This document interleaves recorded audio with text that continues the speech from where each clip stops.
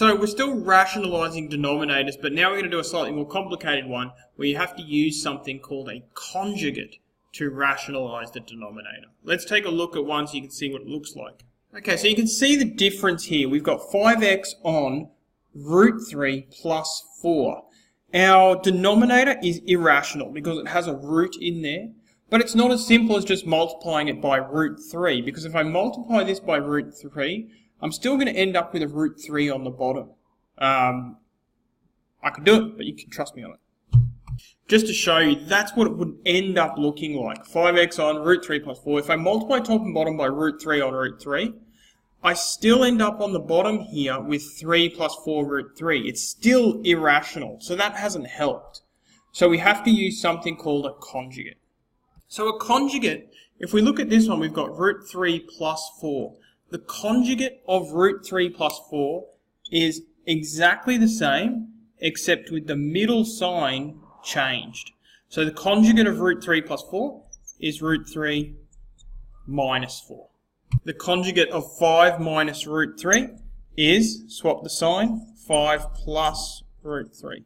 The conjugate of 2x minus 7 is 2x, swap the sign, plus root 7. That's what a conjugate is.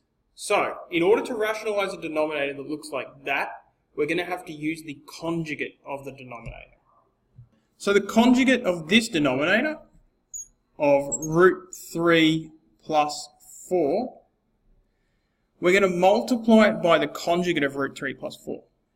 Root 3 minus 4 over root 3 minus 4. Okay. Now, to do that, it's 5x times everything on the top. And then on the bottom, things get more complicated because it's root 3 plus 4, root 3 minus 4. All of this bottom times all of this bottom. Alright, 5x times root 3. 5x root 3. 5x times minus 4. Minus 20x. 5x times negative 4 is negative 20x. There's our top. Now something interesting happens with the bottom, so make sure you follow along here. Root 3 times root 3. Root 3 times root 3 is going to be 3.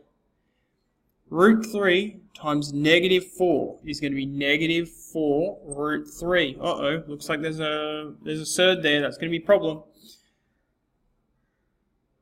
Positive 4 times root 3 is going to be positive 4 root 3. Hopefully you can see why this problem is going to go away. Positive 4 times negative 4, negative 16. Okay, so now, looking at the top, I can't really do anything with the top, so it's going to stay as it is. But the bottom is really interesting. 3 minus 16. 3 minus 16 is negative 13. What about this bit in the middle? Negative 4 root 3, positive 4 root 3, cancels out. And that'll happen every time you use a conjugate. 5x root 3 minus 20x over negative 13. We have rationalised that denominator using conjugates.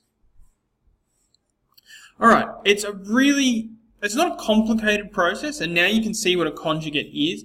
You just need to be really careful with all of your multiplication through here, so you'll eventually end up down there.